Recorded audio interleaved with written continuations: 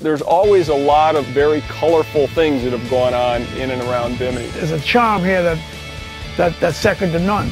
This is the place that you can really find yourself. You dive with Atlantis, or dive the Sapono, or even fish outside and catch some wahoo. There's just a lot of great marine life, both in quantity and variety. One of Bimini's best kept secrets, believe it or not, is the crystal clear waters. The most colorful water in the world is Bimini Blue, right there. If you come to Bimini, you must enjoy the beautiful beach out there, which is spectacular.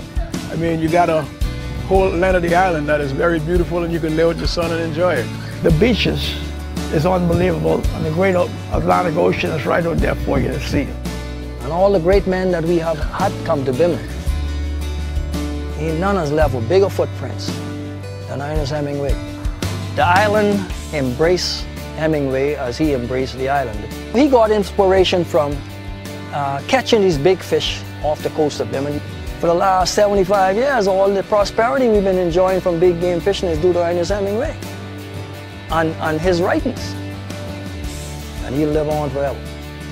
Bimini has always been known for its fishing. Whether you're talking about big game marlin fishing, but also bone fishing, the whole mangrove forest that's up there, it has outstanding bone fishing. Bone fishing basically is hunting on the water. You got to go out there and hunt for the fish.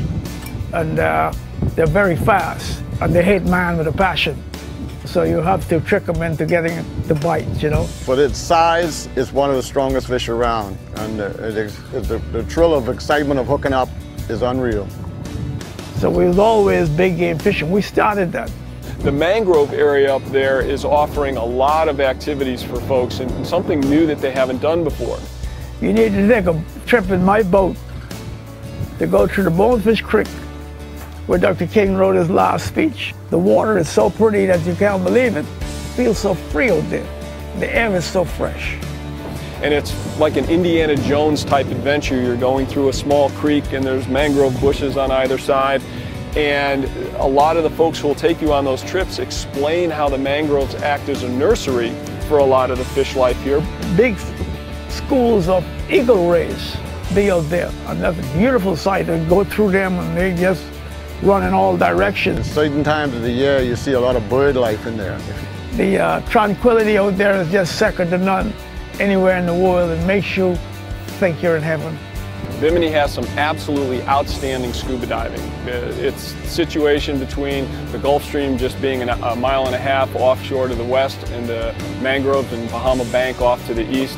The reefs are beautiful, and there's always something new. It's just like the fishing. Every day is a different experience.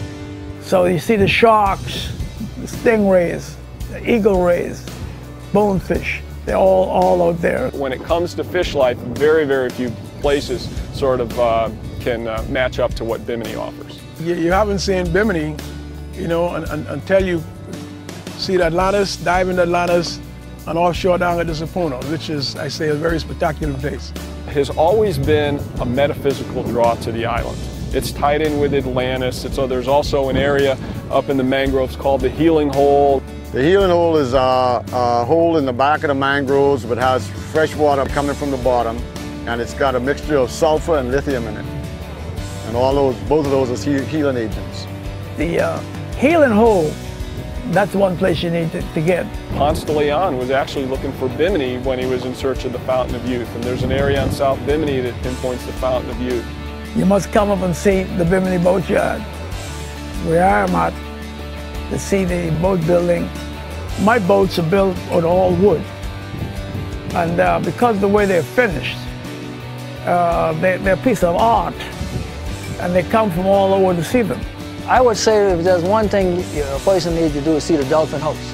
You could say it doesn't look like any other place in the world. A poem in stone, if there's such a thing that can be done.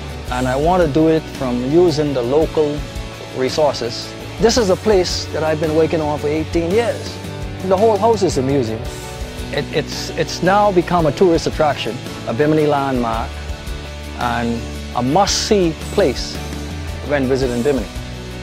There's a charm, there's something about Bimini, I can't put my fingers on it, but it's just something that I just put my hand in the air and say, I love this place.